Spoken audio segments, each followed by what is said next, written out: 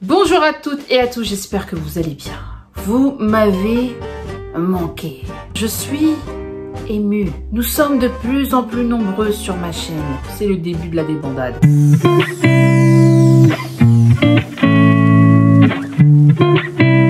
La vidéo d'aujourd'hui sera très spéciale car elle consacre le premier épisode d'une série qui sera dédiée aux blessures émotionnelles et amoureuses, à la genèse de nos relations toxiques.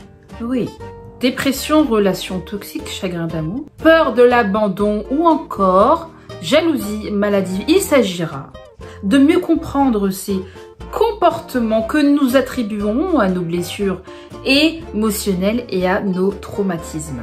L'objectif de cette série, donner du sens à nos blessures émotionnelles, nos blessures amoureuses, pour apprendre à s'aimer, aimer et se laisser aimer. Waouh!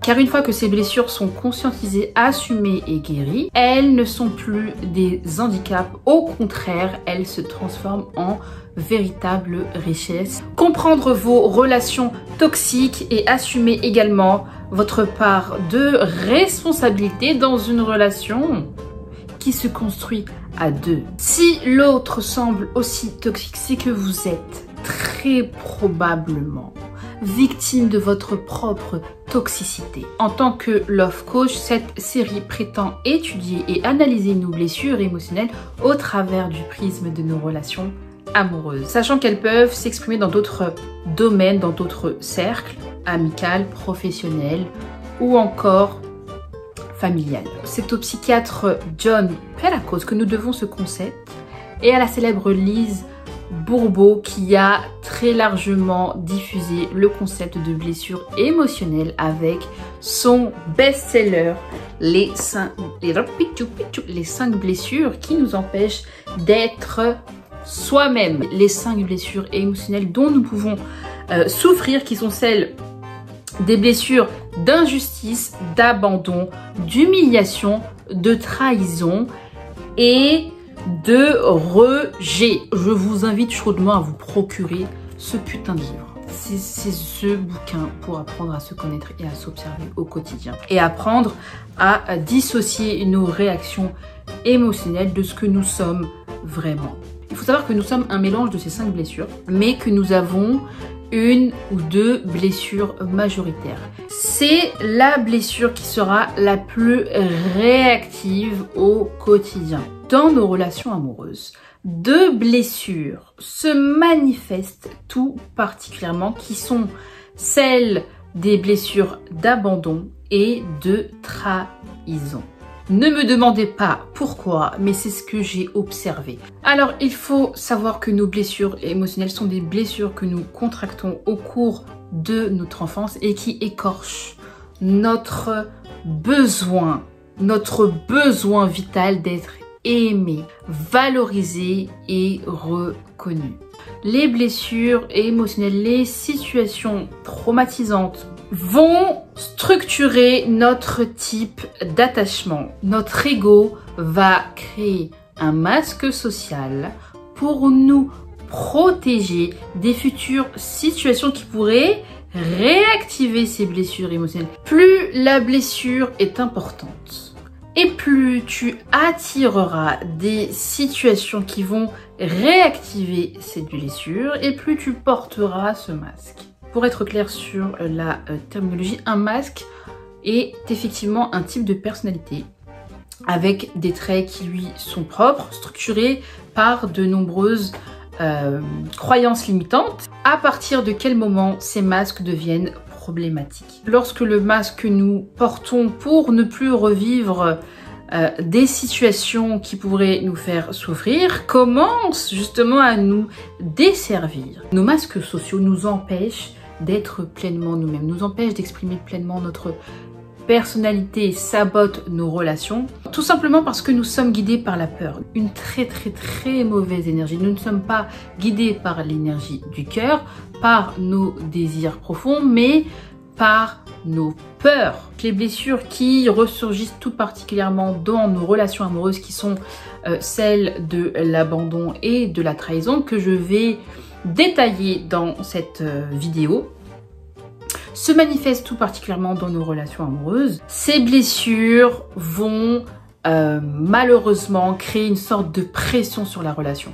Avant de vous lancer dans un processus de guérison, vous devez d'abord cerner qui vous êtes, cerner votre blessure émotionnelle majoritaire, donc cerner votre type de personnalité en amour. Est-ce que vous êtes plutôt dépendant ou est-ce que vous êtes plutôt contrôlant? Il faut savoir que le masque associé à la blessure d'abandon est celui du dépendant.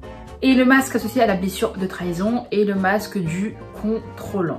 Je ne suis pas psychologue, mais ce que j'ai découvert est totalement fascinant. C'est que notre corps émotionnel et notre corps mental vont s'incarner dans notre corps physique. C'est-à-dire que notre physique aura le shape, aura la forme de nos blessures. Ce qui est incroyable, c'est qu'il y a des morphologies qui sont associées aux 5 blessures. Et en l'occurrence, pour la blessure d'abandon, pour l'abandonné qui porte le masque du dépendant affectif, il aura un corps qui se présente comme ceci. Le masque du dépendant possède une morphologie un peu atypique, caractérisée par un manque de tonus. En général, c'est surtout au niveau du dos en fait. Les personnes qui ont la blessure majoritaire d'abandon, c'est des personnes qui sont en général très voûtées, le dos rond, elles marchent, elles sont toujours vers l'avant, c'est-à-dire qu'elles sont comme un peu recroquevillées sur elles-mêmes. Vous connaissez cette posture-là, cette posture de fatigué. Vous dirais que tu es tout le temps en train de ramasser de l'argent par terre. Une posture, t'as l'impression qu'il faut tout le temps te soutenir. En fait, c'est comme si la colonne vertébrale et les muscles étaient incapables de soutenir le corps. Il y a comme un laisser-aller en fait. En fait, c'est trop dur de nous maintenir seuls. Pour la blessure de trahison qui s'associe au masque du contrôlant, c'est-à-dire que lorsque vous avez la blessure majoritaire de trahison, vous avez une personnalité de type contrôlant. Vous pouvez facilement repérer ce type de personnalité par leur morphologie. Donc, les femmes auront tendance à stocker de la graisse dans le bas du corps, donc au niveau des cuisses, des hanches et des fesses. Donc, les femmes qui ont la blessure majoritaire de trahison auront tendance à stocker du coup de la graisse en bas du corps. Mais il est également possible de cumuler les deux blessures, sachant que la blessure de trahison est une évolution de la blessure d'abandon. Et les hommes auront un corps plutôt taillé en V avec des épaules très larges, un corps en fait qui va manifester la force. Vous pouvez cumuler les deux masques, le masque de la dépendance et le masque du contrôlant. Un dos affaissé et je dirais des formes particulièrement généreuses au niveau du bas du corps. Les deux types de personnalités, c'est-à-dire dépendante et contrôlante, souffrent de la même blessure qui est celle de l'abandon. Sauf que ils ne vont pas gérer la situation de la même manière. Croyance limitante des personnes qui portent le masque du dépendant. Je ne suis pas assez bien telle que je suis, je ne me sens pas assez importante aux yeux des autres. Je ne peux pas tout faire tout seul et j'ai besoin d'être soutenu, d'être aidé, car être soutenu égale être aimé. Comment cela se manifeste au quotidien? Ce sont des personnes qui auront toujours besoin de l'avis des autres, qui auront toujours besoin de quelqu'un pour les aider au quotidien, d'approbation, de validation pour commencer quelque chose. Leur principale source de motivation est extrinsèque, c'est-à-dire que les projets qu'ils vont entamer, les actions, les comportements seront dirigés par leur volonté de reconnaissance extérieure. Quant aux croyances limitantes de la blessure de trahison, je doute des autres. Je me méfie d'eux et je pense que je ne peux compter que sur moi-même. C'est difficile de donner ma confiance. Donc, les contrôlants sont des personnalités très méfiantes. C'est parce qu'ils sont très méfiants qu'ils souhaitent contrôler leur environnement et contrôler les autres. sont dans une grande insécurité intérieure. Et pour se sécuriser, ils auront besoin de tout contrôler, de se contrôler eux-mêmes et de surtout contrôler les autres. La peur principale d'une personnalité type abandonnique est la peur de l'abandon. J'ai peur qu'on m'abandonne, j'ai peur qu'on me laisse tomber. La principale peur associée à la blessure de trahison. La peur de resubir une nouvelle trahison, de vivre une séparation. Donc, les émotions associées au masque du dépendant sont les suivantes. Une profonde tristesse. Vous voyez les personnalités plutôt abandonniques, vous les voyez parce qu'ils ont des yeux qui manifestent la tristesse. T'as l'impression qu'ils ont des yeux tombants. Tu vois, t'as l'impression que ils ont un visage plutôt, je dirais, apathique. Anxiété, dramatisation, ce sont des drama queens. Des drama queens, ils ont peur de tout. Ils ont peur d'avoir peur. Sont très lunatiques. Ces personnes-là sont très lunatiques. Une fois elles sont joyeuses, une fois elles rient, une fois elles pleurent. Une fois elles sont angoissées, une fois elles sont tristes et rebelotes. C'est un cercle sans fin, c'est incroyable. Pitié, victimisation, mollesse, oui, mollesse. Elles ont peur d'être abandonnées, alors elles ont tendance à s'abandonner elles-mêmes lorsqu'elles ne se sentent plus valorisées, soutenues ou aimées. Par contre, ces personnalités-là sont extrêmement empathiques. Elles ont appris à développer cette qualité pour se connecter aux autres et anticiper leurs besoins. Ah oui, elles ont peur d'être abandonnées, alors elles feront tout pour ne pas l'être. Donc, elles feront tout pour satisfaire les besoins des autres. L'un des avantages de cette blessure, c'est l'empathie et les qualités en communication. On aura également le chantage affectif ou encore la plainte, l'ennui et la peur constante du rejet, la peur de l'invalidation. Les émotions associées à la blessure de trahison sont la colère et l'impulsivité. Observez votre entourage, observez-vous vous-même. Les personnes qui sont particulièrement colériques, particulièrement impulsives, très dynamiques, souffrent de la blessure majoritaire de trahison. Elles sont extrêmement méfiantes, elles ont tendance à être agressives en anticipant les menaces de l'extérieur. C'est-à-dire qu'elles vont afficher de la force pour pouvoir dissuader l'ennemi, pour pouvoir asseoir leur pouvoir en fait. Les femmes contrôlantes se méfient énormément des hommes, ont extrêmement peur de revivre une infidélité, une trahison. Vous verrez en elles une certaine colère, une certaine impulsivité. Donc elles auront tendance à être également très impatientes et à être entêtées. Les besoins insatiables qui vont caractériser la blessure d'abandon. Le désir de reconnaissance, d'être aimé et valorisé. Ce sont des personnes qui veulent être aimées.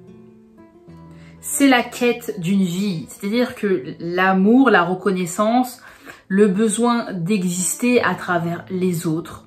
En fait, les abandonniques ont un besoin, je dirais, exacerbé d'approbation des autres pour faire quelque chose. Ils ont constamment besoin d'aide et de soutien. Contrairement aux personnalités contrôlantes qui auront le besoin irrépressible d'avoir le contrôle et de se sentir en confiance. Ils ont constamment besoin de montrer aux autres ce dont ils sont capables. Ce sont des personnes qui, voilà, une forte personnalité. Ce sont des personnes qui ont une forte personnalité, qui ont besoin de montrer en fait leur présence. Voici, je vais maintenant détailler les différentes stratégies de l'ego associées à chacun de ces masques pour pouvoir satisfaire en fait ses besoins. Lorsqu'on porte le masque du dépendant, on aura tendance à se soumettre à l'autre et à répondre à tous ses besoins pour être sûr de ne pas être abandonné. En amour, ces personnes auront tendance à mettre leur partenaire sur un piédestal. La personnalité dépendante va extrêmement idéaliser l'amour, comme si un homme allait venir régler tous leurs problèmes. comme si l'amour d'un homme allait venir, allait remplir le vide en fait, leur vide intérieur qui les caractérise. Donc, c'est des personnes qui ont besoin de soutien, plutôt soumises, qui auront tendance à s'effacer face à l'autre, à satisfaire ses besoins et à tout donner. La stratégie de l'ego de la personne qui souffre de la blessure majoritaire de trahison, sera caractérisée par le besoin de tout maîtriser, par une indépendance, par un contrôle de l'autre, un contrôle de son partenaire pour être sûr justement de ne pas se faire trahir par ce dernier. Toujours, les femmes contrôlantes veulent toujours paraître, je dirais, fortes et responsables. C'est des personnes qui ont été déçues, particulièrement déçues, des personnes qui ont été trahies, qui vont devenir particulièrement angoissées et anxieuses. On a également un narcissisme exacerbé. Ce sont des personnes très séductrices. Les femmes contrôlantes chercheront constamment à avoir l'ascendant dans leurs relations amoureuses. Ce sont des femmes très charmantes, très séduisantes qui chercheront à se rassurer dans le regard des hommes, mais ce n'est pas propre à la blessure de trahison. La seule nuance, c'est que les personnalités plutôt abandonniques restent dans une posture de soumission. Dans le cas de la blessure de trahison, ces femmes-là auront tendance à être un tantinet, je dirais, plus narcissique.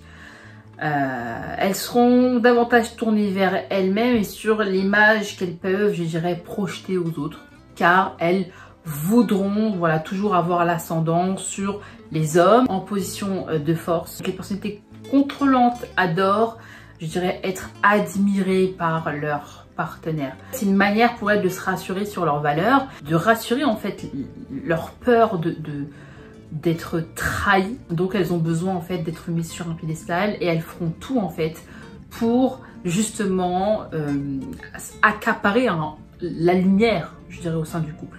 Le mode préféré des personnalités contrôlantes est l'impératif. Je vous laisse mener votre enquête. Vous observez et observez les autres. Les personnes qui ont plutôt tendance à donner des ordres, à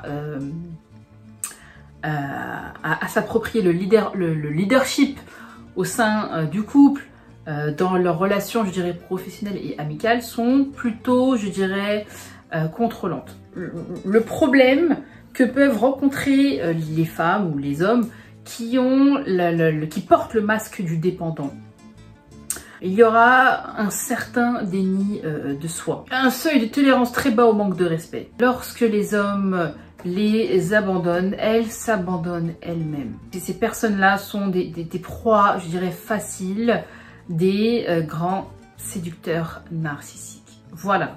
D'autre part, la principale problématique des personnalités contrôlantes reste, je dirais, le lâcher-prise en fait. Lâcher-prise dans ces relations, arrêter de contrôler l'autre, arrêter de le fliquer, arrêter de vouloir toujours, je dirais, modifier un peu son comportement. Être hyper active, être en alerte, H24, avoir tout le temps peur, être anxieux, clac. Il y a un problème de lâcher prise. On a tellement peur de se faire carotter qu'on est constamment en alerte. On est jalouse, possessive. Elles ont tellement eu l'impression d'être trahies qu'elles ne peuvent compter que sur elles-mêmes et forcément elles restent, je dirais, comme très tournées vers elles-mêmes, très seules, très indépendantes. Il y a un certain manque d'empathie qui pourrait, je dirais, caractériser ce type de personnalité, mais c'est pas, je dirais, c'est pas typique, mais ça pourrait être un des problèmes qui en découlent. Les femmes contrôlantes, voilà, ont développé certaines, je dirais, techniques de manipulation pour pouvoir justement toujours garder l'ascendant au sein du couple. Position dans le jeu psychologique. Dépendants, donc les dépendants seront plutôt dominés dans la relation et à développer également le syndrome de l'infirmier ou du Saint-Bernard en fait. Ce sont des femmes, voilà, qui sont attirées par des mecs à problème, tu vois. Tu auras toujours l'impression qu'elles sont attirées par des mecs à problème, qu'elles veulent sauver les hommes en fait de leur vie de merde, de leurs problèmes d'addiction, de leurs problèmes financiers. En fait, ce sont des personnes qui seront dans cette relation d'aide parce qu'elle, justement, aime comme elle voudrait être aimée, soutient comme elle voudrait être soutenue. Les femmes contrôlantes ont une posture de dominante dans le couple, en fait, pour ne pas dire le rôle de bourreau et du sauveur aussi. Il y aura un côté un peu paternaliste, en fait.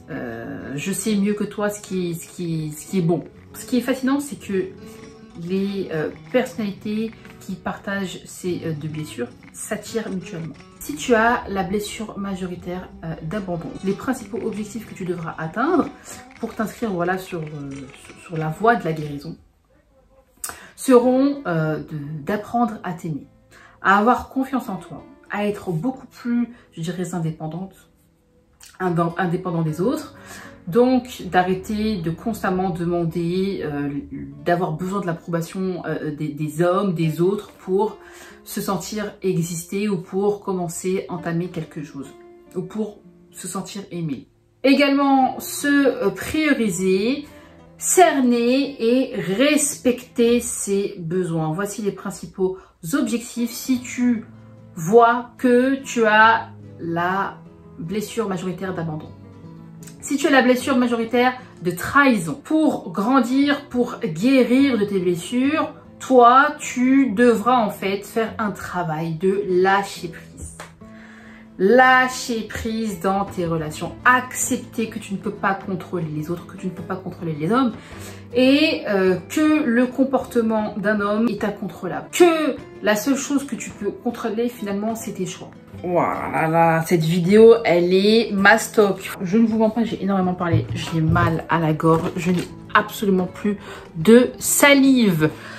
Je te laisse avec toutes ces informations.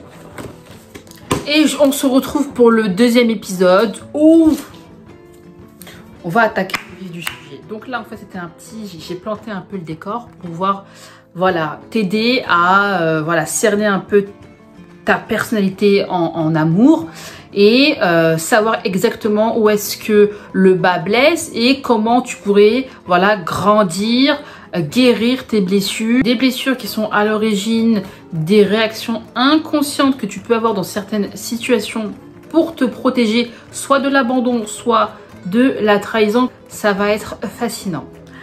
Restez connectés, restez à la page, abonnez-vous tout de suite pour ne pas manquer les prochains épisodes de cette longue série dédiée aux blessures émotionnelles et à la guérison de celle-ci pour pouvoir vivre des relations amoureuses épanouissantes. J'arrive plus à parler, c'est une catastrophe. E-A-I-O-U-Y. Aussi venu le temps dont nous pouvons souffrir, suivre toute et qui, alors, toute notre putain de vie. Attendez, sécurité, j'ai besoin d'eau. Oh, je n'ai plus de salive. Franchement, ça y est, c'est bon. Je prends congé. Assalamu alaikum. C'était Nesrine Develop. Putain, je suis morte.